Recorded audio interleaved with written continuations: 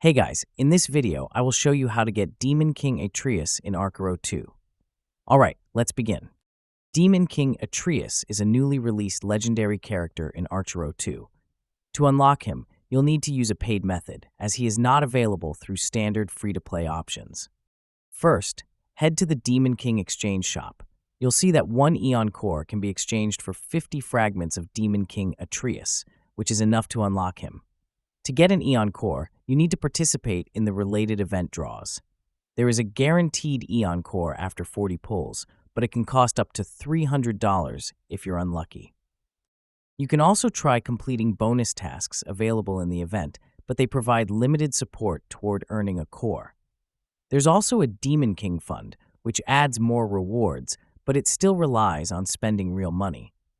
Once you obtain an Eon Core, return to the exchange shop and redeem it for the Demon King Atreus fragments. After redeeming, the character becomes available in your lineup, ready to use. Also, this event is actually over in majority of regions, so it will be impossible for you to get it right now. But if the event is still going on, you can try to get it. So that's basically how you can get Demon King Atreus in Archero 2. And that's it for this video. If you find this helpful, consider subscribing and giving this a big thumbs up. Thanks.